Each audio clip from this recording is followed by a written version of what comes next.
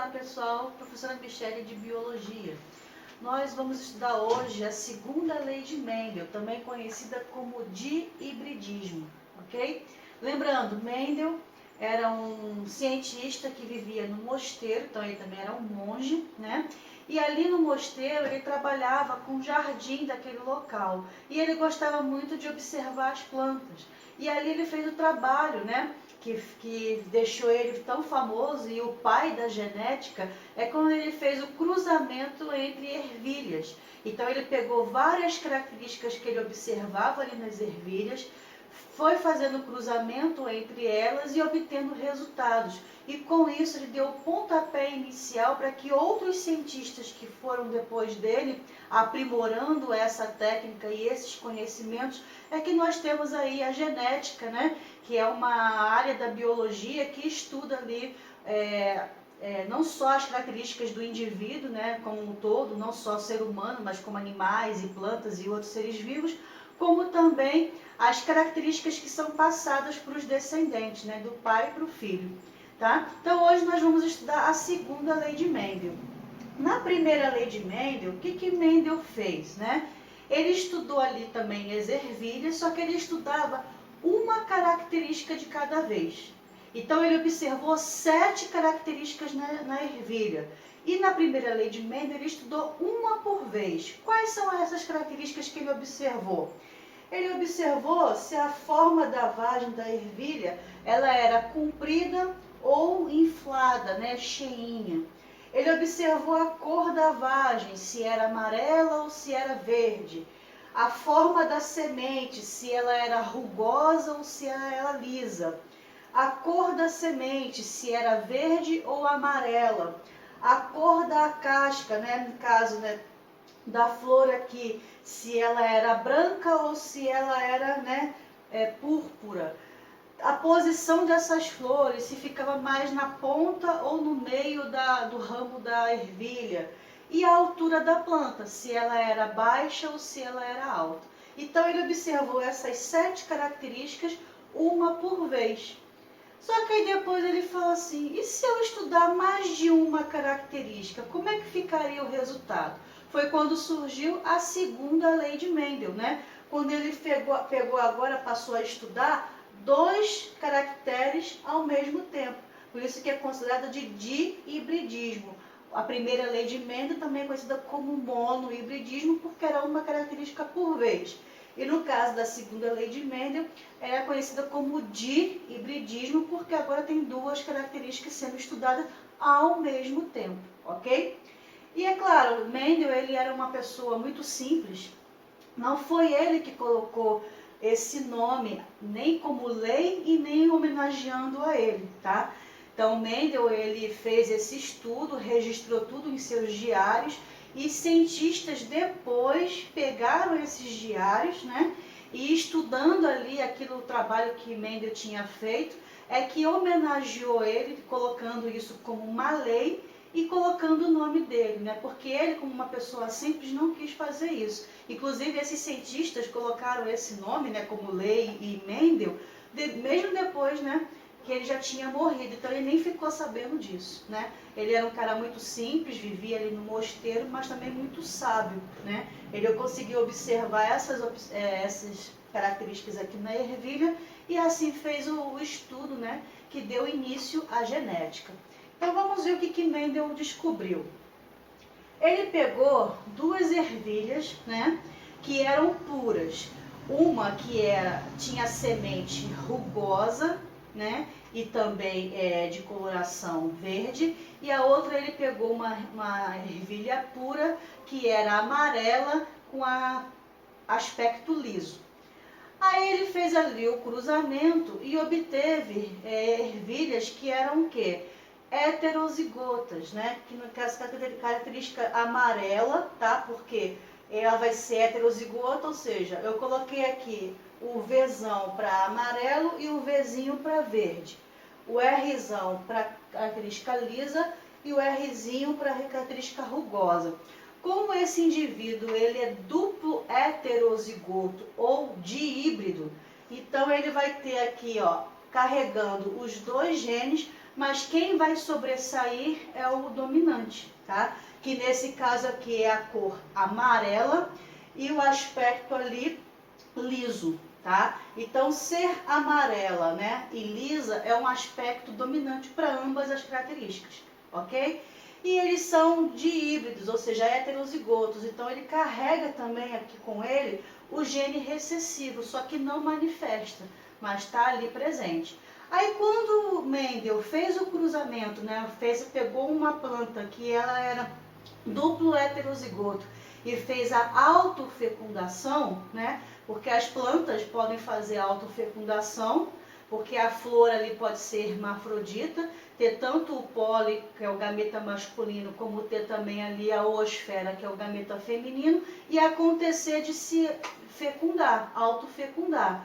Ou eu posso trocar gametas com plantas diferentes, tá? Mendel testou as duas coisas, mas nesse caso aqui, o que ele fez? Ele pegou uma planta que era duplo heterozigoto e fez autofecundação nela. Como é que ele fazia isso? Ele pegava um pincelzinho bem fininho, sujava o pincel com o pólen da planta e depois lá dentro da flor mesmo ele colocava aqueles pólens ali para que eles pudessem fecundar o próprio gameta feminino daquela flor mesmo, tá? Então olha quanto trabalho ele teve. E ele fez isso com 500 e poucas flores, né?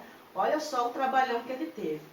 Então qual foi o resultado dessa autofecundação de uma planta duplo heterozigota?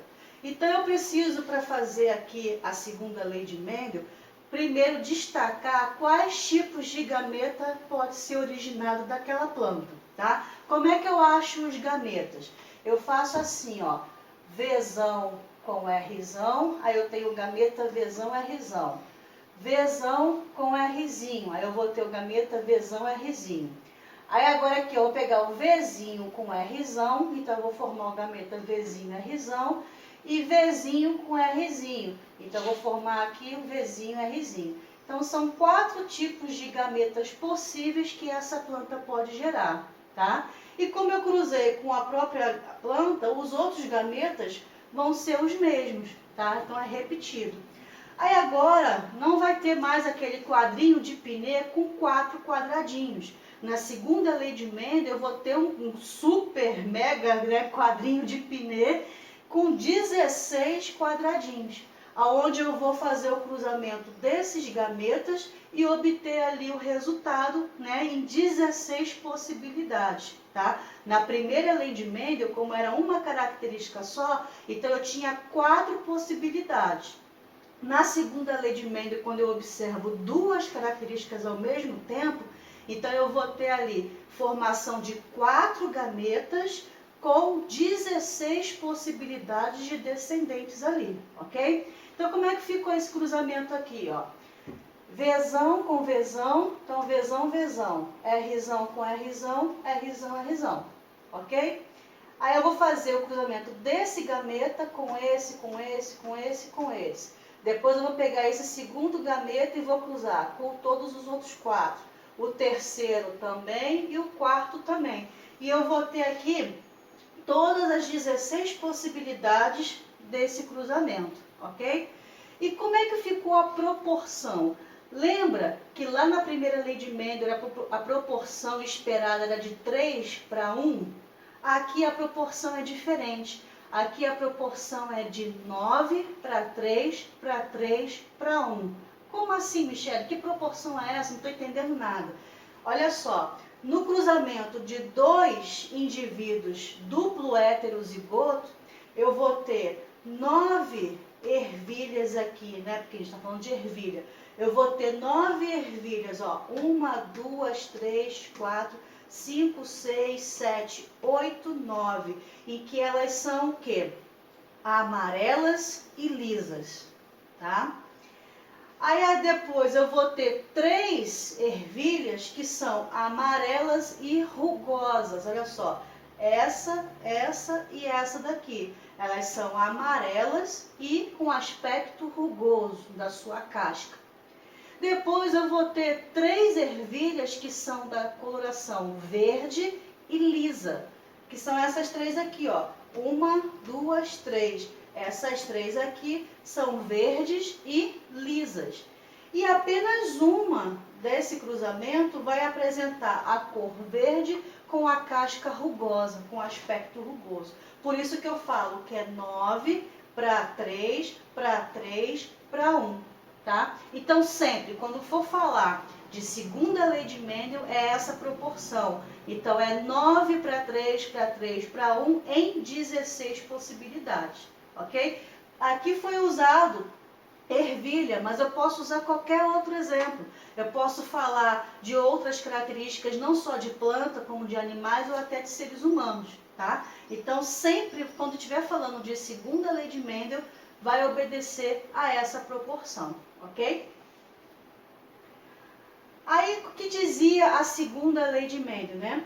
Que é a segregação independente de 2 ou mais pares de genes. O que é isso? Então aqui eu tenho o núcleo da célula, onde eu encontro quem? Os cromossomos. Os cromossomos, eles são do tipo quê? Homólogos, ou seja, a metade dos cromossomos veio de origem materna e a outra metade veio de origem paterna. E os dois vão se encontrar ali formando pares, onde um vai trazer aquelas características que o outro também vai ter. Por exemplo, se no cromossomo eu tenho a característica para cor de cabelo, o homólogo a ele também tem que trazer a característica de cor de cabelo. Uma vai vir da pai e outra vai vir da mãe. E depois vai ver ali qual que vai dominar em cima do outro, tá? Ou seja, qual que vai sobressair e apresentar ali o fenótipo no indivíduo, ok? Então aqui, ó, eu tenho um par de cromossomo homólogo e aqui eu tenho outro par de cromossomo homólogo. Então aqui eu vou ter uma característica, né, que eu chamei de caractere 1, e aqui eu vou ter outra característica que eu posso chamar de caractere 2.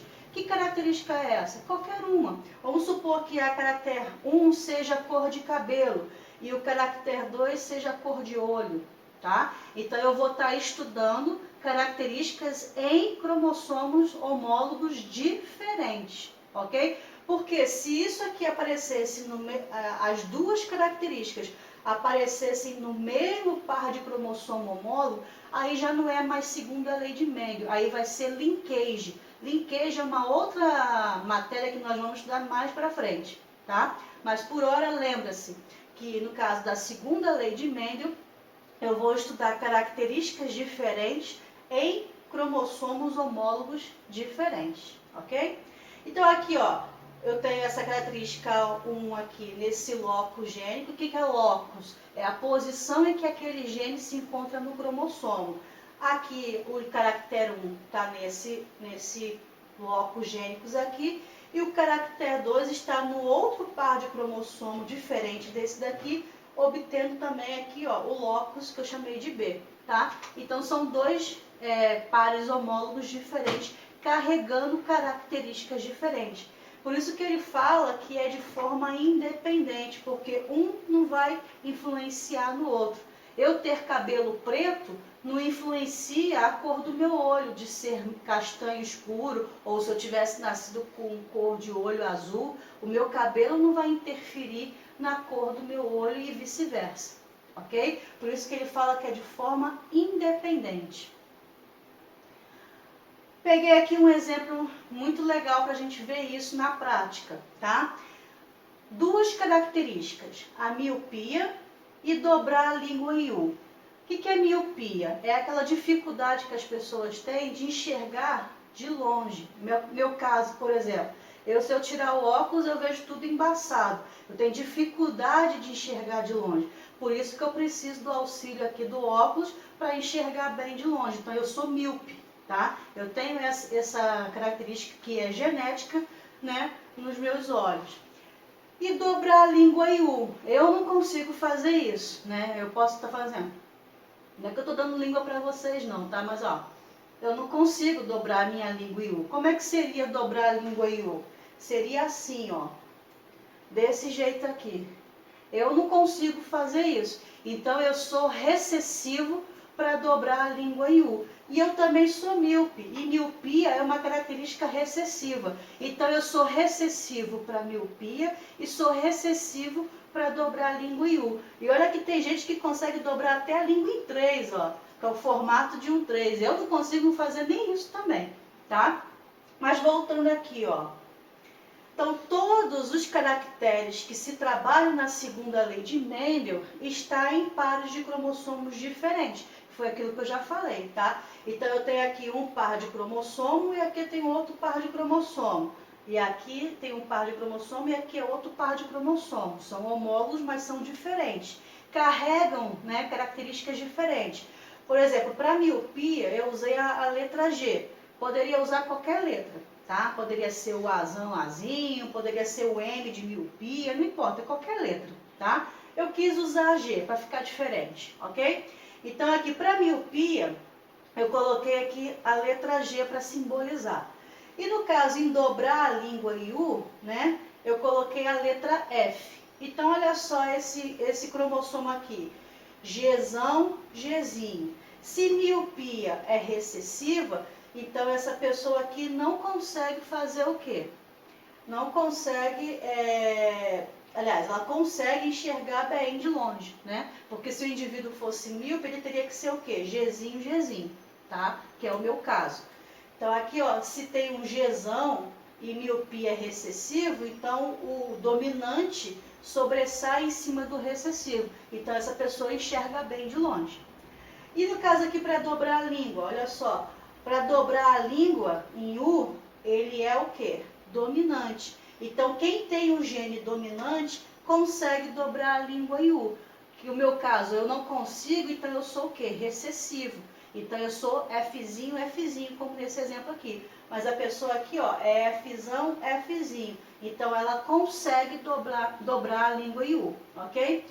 Aí olha só, esse daqui, cromossomo, manteve igual. Agora vamos supor que lá na meiose, esse agrupamento de cromossomos na fase chamada de metáfase, e por ali, naquela arrumação, eu tive ali uma inversão do cromossomo, por exemplo, aqui está Fzão, Fzinho, e aqui naquela arrumação que foi feita, o Fzinho ficou na frente e o Fzão veio depois.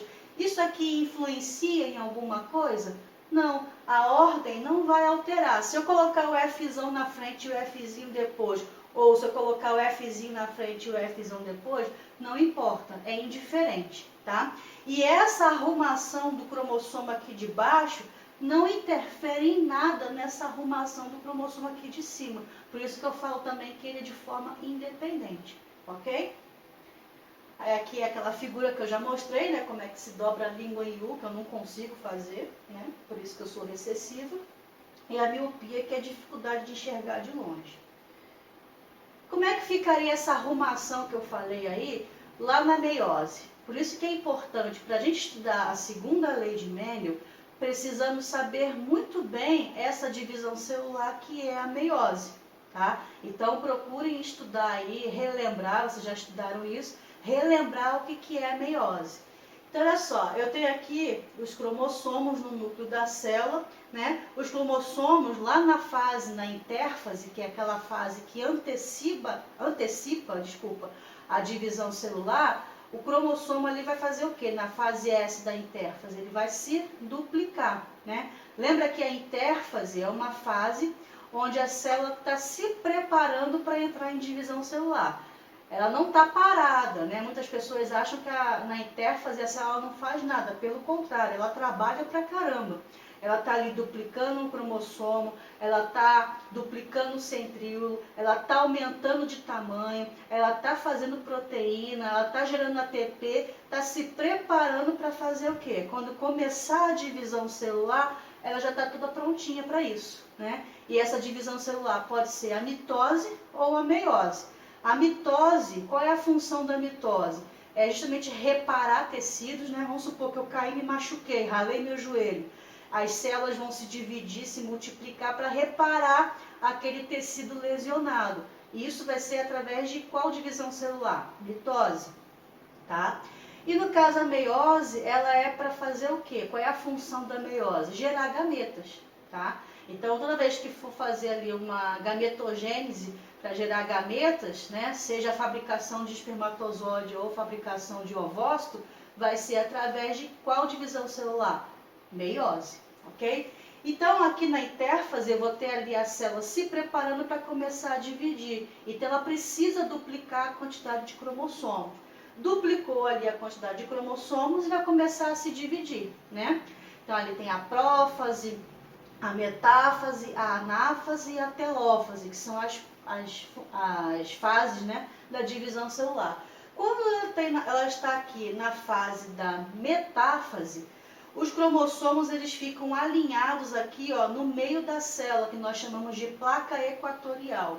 Então ele fica alinhadinho aqui, ó, no meio da célula. Aí que a gente consegue ver, inclusive, é nessa fase aqui que se tira uma fotografia em laboratório para fazer um exame chamado cariótipo, que é para você fazer um estudo genético daquela pessoa ali, ou do animal, da planta, não importa, de qualquer ser vivo. Por quê? Porque os cromossomos estão arrumadinhos no meio da célula e pareados, então fica fácil, né, de visualizar. Então aqui na metáfase, olha só aquela característica que eu falei com vocês, né? Então aqui, ó, Fzão, Fzinho, Gzão, Gzinho.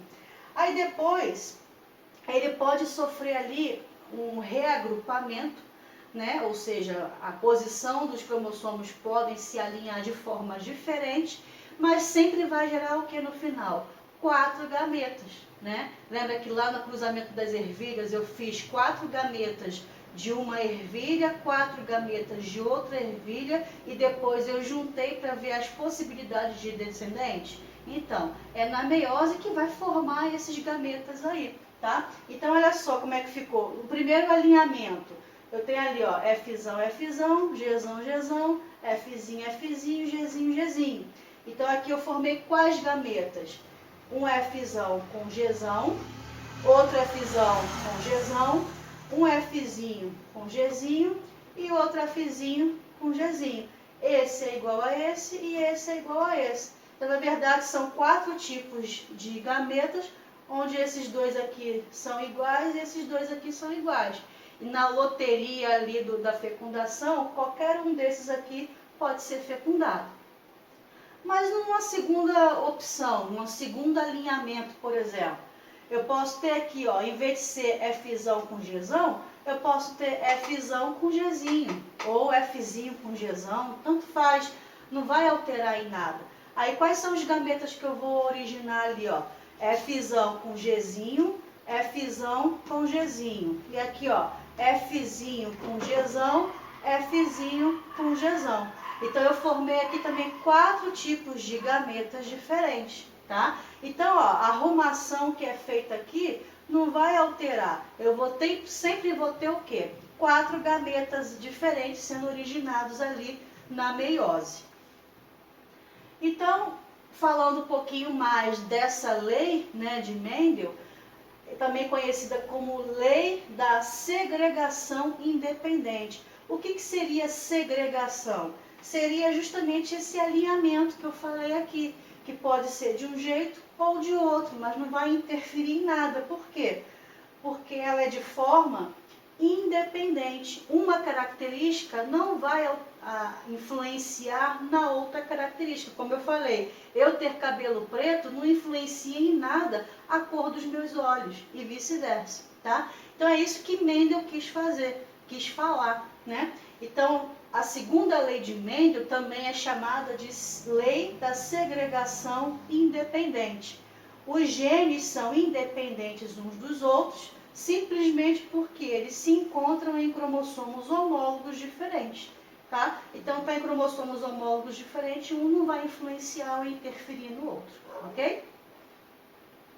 Trouxe um exercício aqui para a gente praticar, ou seja, a explicação, a teoria é válida para a gente entender, mas é na prática que a gente realmente vê se a gente entendeu e se a gente consegue resolver um exercício desse assunto, né? Porque é assim que vai ser cobrado na prova, ok? É assim que vai ser cobrado no vestibular. Exercício 1. Sabendo-se que a miopia e a incapacidade de dobrar a língua são causadas por genes autossômicos recessivos, o que significa autossômico? É aquele gene que eu encontro tanto no sexo masculino como no sexo feminino. Os dois podem ter, tá? e são recessivos. Então, miopia é recessivo, dobrar a língua também. Calcule a probabilidade de uma mulher normal para miopia e capaz de dobrar a língua, heterozigótica para ambos os fenótipos. Então, como é que ficaria aqui, né, o genótipo dessa mulher? Então, olha só, eu vou colocar aqui que a pessoa míope é Gzinho, Gzinho, e a normal Gzão, Gzão ou Gzão, Gzinho. Não dobrar a língua, né? Eu peguei aquele mesmo exemplo que eu já tinha mostrado. Fzinho, Fzinho e dobrar Fzão, Fzão ou Fzão, Fzinho, né? Se a mulher, que aqui ó, a bolinha, então sempre monta aqui um ideogramazinho para facilitar vocês a interpretar o exercício. Então a mulher é a bolinha e o quadradinho é o homem, tá? Então aqui ó, a mulher, ela é normal para miopia. Se ela é normal para miopia, então ela enxerga bem de longe, ela não é míope. Então ela vai ser Gzão alguma coisa, tá? E capaz de dobrar a língua. Se ela é capaz de dobrar a língua, ó, dobrar é Fzão, Fzão ou Fzão, Fzinho. Então ela vai ser Fzão alguma coisa. Mas falou que ela é o quê? Heterozigótica. Se ela é heterozigótica, então ela vai ter que ser o quê? Gzão, Gzinho, Fzão, Fzinho, certo? Porque aqui eu vou carregar o gene dominante, que é o que vai manifestar o fenótipo dela, mas o genótipo ela carrega ali o recessivo. Para ambos as características, ok? Ela é casada com um homem, aqui ó, quadradinho, um homem sem miopia e capaz de dobrar a língua. Então, se ele é sem miopia, né, ele é normal. Então, ele vai ser Gzão alguma coisa. Ele pode ser Gzão, Gzão ou Gzão, Gzinho, né? E para ambos os fenótipos, né? Tá aqui, capaz de dobrar a língua. Se ele é capaz de dobrar a língua, ele é Fzão, Fzão ou Fzão, Fzinho. Só que aqui também ele é o quê? Heterozigótico, tá? Para os dois fenótipos. Então, ele vai ser Gzão, Gzinho, Fzão, Fzinho. Pronto, já extraí aqui do problema, e eu coloquei aqui até em negrito para facilitar vocês a fazer isso daí, né? O quê? O genótipo do casal. Aí agora, o problema está perguntando o quê, né? Qual é a probabilidade dele ter uma criança com visão normal e capaz de dobrar a língua, tá? Então, o que a gente tem que fazer? O cruzamento desse casal para ver quais são os descendentes possíveis ali e descobrir a proporção de uma criança com visão normal e capaz de dobrar a língua, tá? Que é o que eu vou tentar descobrir aqui. Para ter visão normal, ela tem que ser Gzão alguma coisa. E para dobrar a língua, ela tem que ser Fzão alguma coisa, ok? Então, vamos lá. A proporção, eu já digo para vocês que é de 9 para 16. Então, a resposta já está aqui, de 9 para 16. Ou seja, se eu estou falando de duas características ao mesmo tempo, eu estou falando de segunda lei de Mendel. Então, eu já sei que são 16 possibilidades. Então, a fração aqui sempre vai ser o quê? 16. E agora eu só preciso contar a quantidade de vezes que aparece essa característica no qual eu estou querendo descobrir, tá? Existem duas maneiras de fazer isso. Eu posso fazer dois quadrinhos de pinê separados, tá? Onde um quadrinho de pinê eu vou cruzar uma característica, o outro quadrinho eu vou cruzar a outra característica e depois eu só vou juntar um com o outro e descobrir o resultado.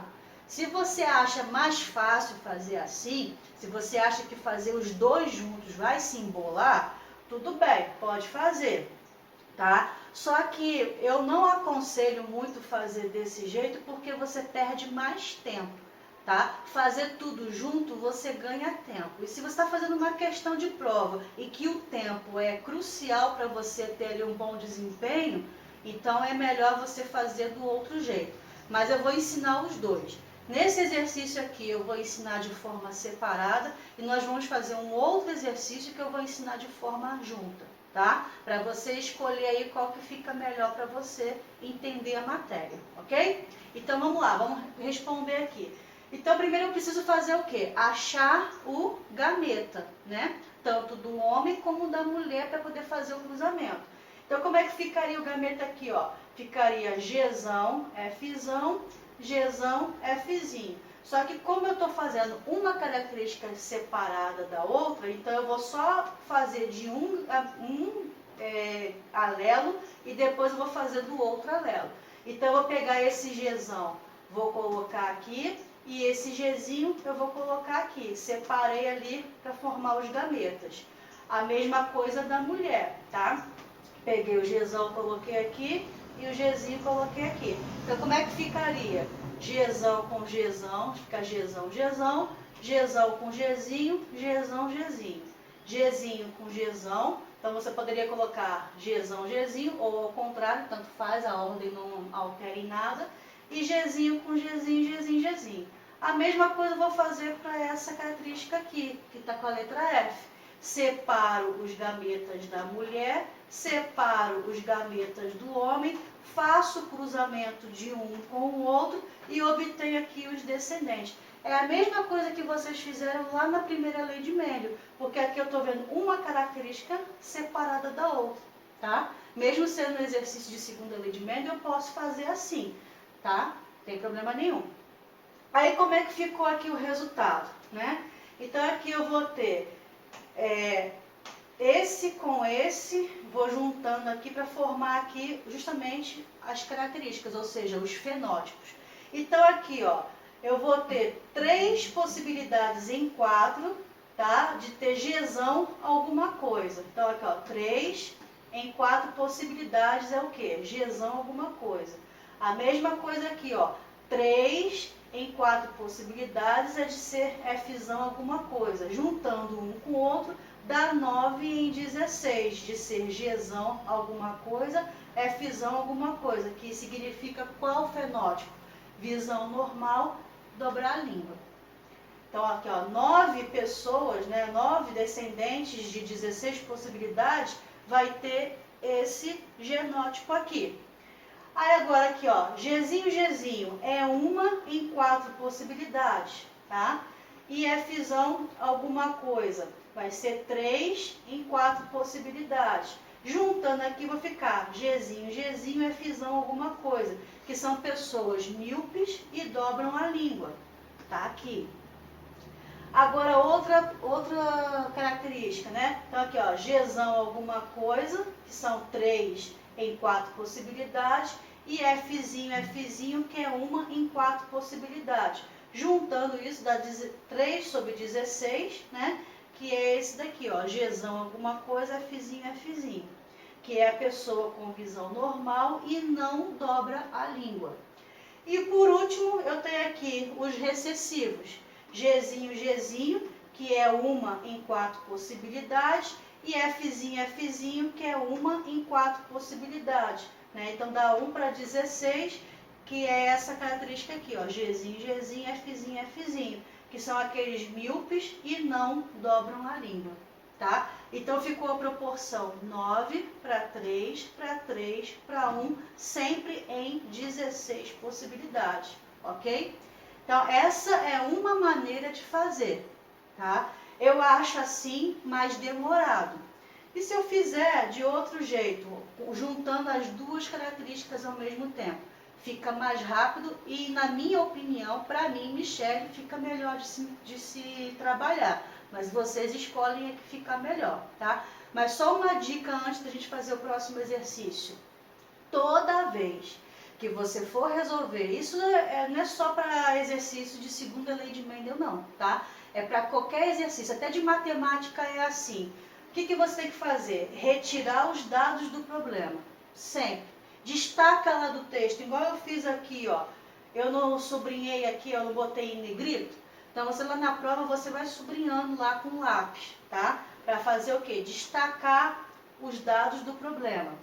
Depois, o que você vai ter que fazer? Achar os genótipos dos genitores, ou seja, dos pais. Então, monta ali um pequeno heredogramazinho para facilitar a visualização disso daí. Ah, eu não quero montar ideograma, preciso? Não, não precisa, mas facilita você a visualizar, saber quem é a mulher, quem é o homem, tá? É só para facilitar.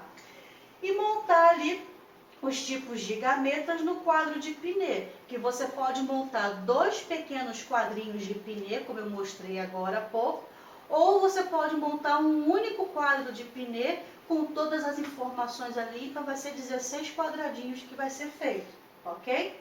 Então, sempre faça isso aqui para facilitar você a resolver. E lembrando que quem define os gametas, qual é o tipo de divisão celular?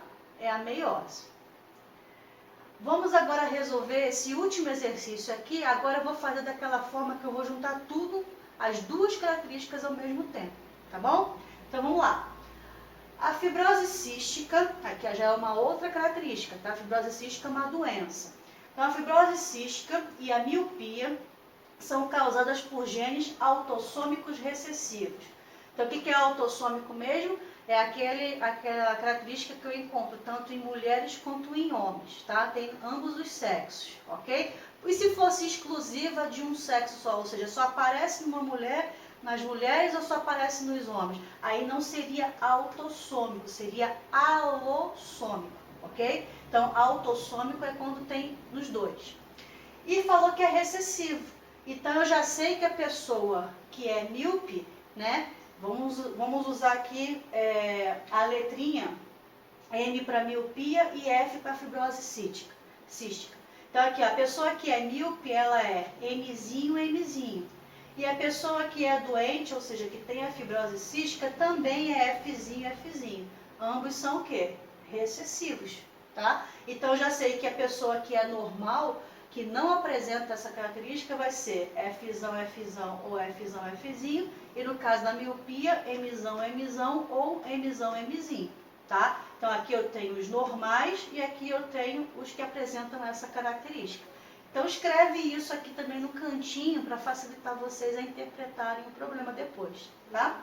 Continuando aqui a leitura. Uma mulher míope e normal para a fibrose cística casa-se com um homem normal para ambas as características, filho de pai míope. Então, como é que eu montaria isso daí, né? Posso colocar ali um heredogramazinho ou eu posso colocar desse jeito. Eu estou mostrando das 2 maneiras como se faz.